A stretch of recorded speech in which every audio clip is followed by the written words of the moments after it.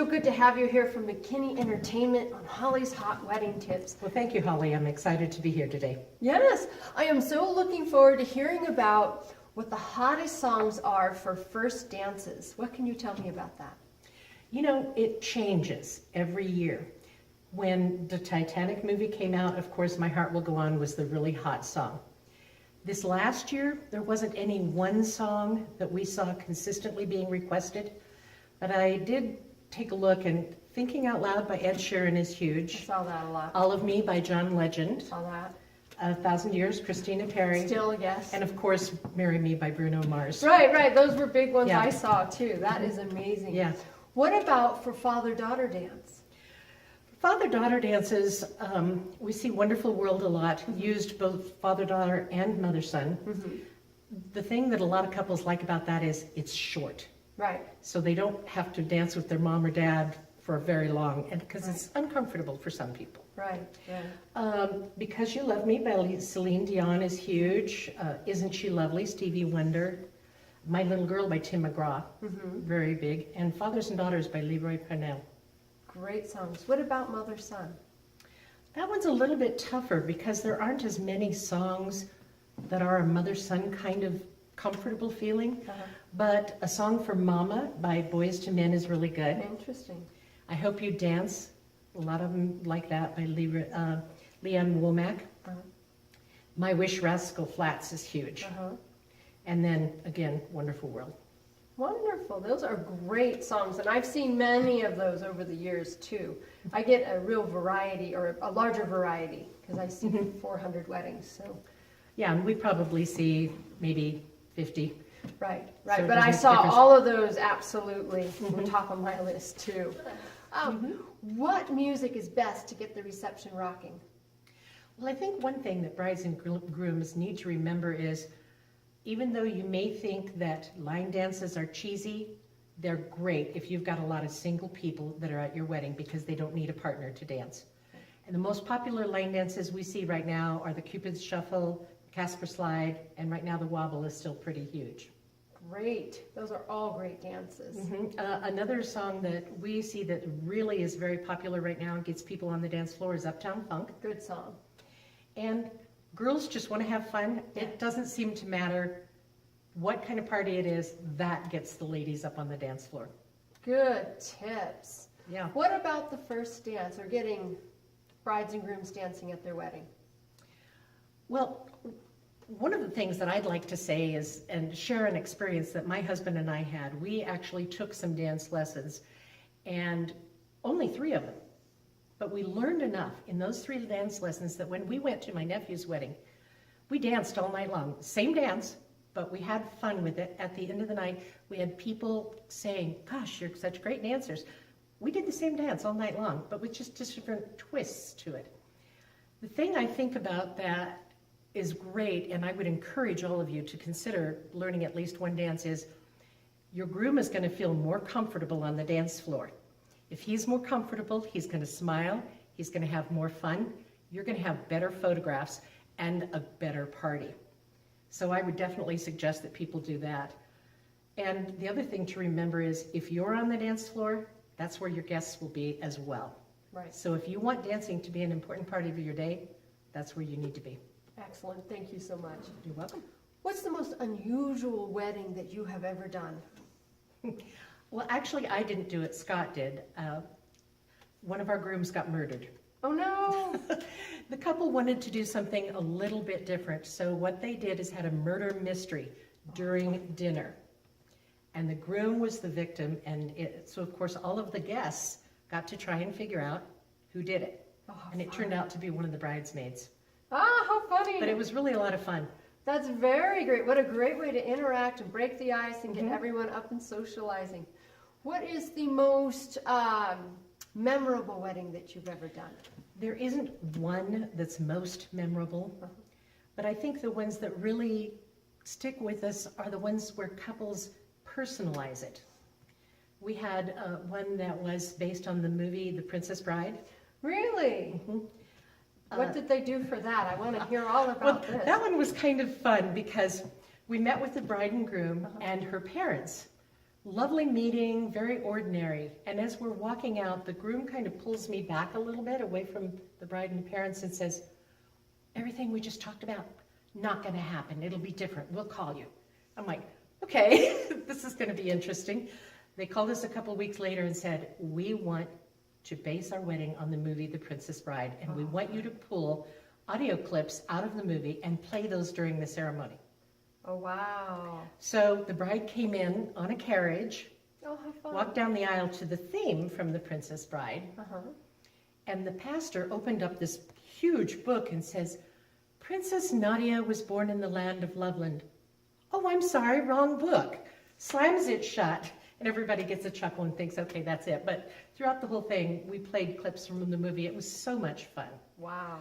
And that's what we really love, is couples that make it their own wedding. We had one where the groom was a professional kickboxer. Mm-hmm. So when I introduced them into the room, they came in one at a time. Mm-hmm. I was wearing a black and white striped shirt with a whistle around my neck, and I introduced them as though they were professional kickboxers, and had them come into the center, shake hands. So I said, we want a professional dance, nothing below the waist, and started the dance. And it was Oh, how beautiful. just really, those are the things we really love, and the things that I remember is the couples that really make it their own. Good. That is just great. What are the most common mistakes you see couples making? Oh, wow. Probably letting too many other people tell them how to have their wedding. Mm-hmm. It's your day. Make it your wedding. Do what you want. Of course you can take advice from other people, Right. but it's still your wedding. The one I remember the most heartbreaking, the bride and I were the only people in the reception hall. Mm-hmm. She's looking at the wedding cake. There's 6 pieces of cake. There's a 3-tiered cake, Mhm. and then 3 satellite cakes. Mhm. She's very, very close to being on the verge of tears, and I said, what's the matter? And she goes, they're all white. And I'm looking at the cake, and the cake is all white, and I'm not sure I understand. What do you mean? And she said, I love chocolate cake, but they're all white. And I'm like, well, why didn't you order one of them in chocolate? And she says, my new mother-in-law said that wedding cake has to be white. Oh, wow. And I thought, that is so sad. So, ladies, gentlemen, have it your way. Do what you want. Right. It's your wedding. No, absolutely. That makes perfect sense Yeah. to me. It was heartbreaking. That would break my heart too. I mean, it's a chocolate cake. Just have a cake. Mhm. Absolutely. Makes sense. What don't couples know about DJs that they need to know? And entertainment professionals? Because you don't just play music. Oh, and that's one of the most important things to remember, is that we don't just play music. A professional DJ is going to work with your venue, your caterer, your photographer, your video person, to make sure that you're all on the same page, because they're going to be making announcements. They're kind of the master of ceremonies, so they help make everything flow, particularly if you've not hired a wedding planner or wedding day of coordinator. That DJ is going to do all of that for you. Right. And if they need to bump something up or stall a little bit, a good DJ can do that for you. The other thing that I think brides and grooms need to know is a pro is not going to drink alcohol at your wedding. And if you have a cannabis wedding, they're not going to partake of any of the product either. Right, right. Because they really are there to work, not to have, well, they're going to have a good time. They are going to have a good time. But they want their wits about them so that they're on top of Exactly, everything. exactly. Right. No, that makes perfect sense to me. But that's a good point, that you're the master of ceremony, that it would be very hard for a do-it-yourself bride to run the whole event. I was at one or two, and my experience always was, your guests now become your staff, Yes. so they cannot actually enjoy the day, number one. Number two, schedules do not get kept. Things get blown up. You miss a lot of beautiful opportunities Oh, yeah. because it just kind of tumbles out of control. Mm-hmm. Does very strange things, and you end up with a lot of family tension. Oh, yes. And I would say that's my best tip for you as well. For your wedding day, relax. Yeah. Hire professionals, let them do their job rather, and just have a good time. Right. Right, be prepared to enjoy your event, hire the right people, take care of you so that you can be there and enjoy it and have beautiful memories forever after. Exactly. And if there is a little glitch, a pro can cover that up. And your guests are not going to know. Right. That makes sense to me, yeah. Yeah. What questions should brides and grooms be asking that they don't know to ask? The first question that we almost always hear is, what is your price? And I understand that because you do have to figure out what your budget is and what you can afford. The question that you should be asking first, I think, though, is, are you available on my wedding date? Because if I'm already booked... Price is moot. Exactly. I can't help you, other than to maybe suggest somebody that I know that is available. Right. So I'd say that's the first question to ask is, are you available on my date? A couple of other questions to ask. Are you familiar with my venue? How much wedding experience do you have? Because sometimes it's a club DJ that suddenly decided, oh, I want to be a wedding DJ because those look like a lot of fun and I can make more money. But they have no idea how to run a wedding. And I think another question to ask is, what is your goal for my wedding day? That's a good point. What is your vision for my wedding day? Exactly.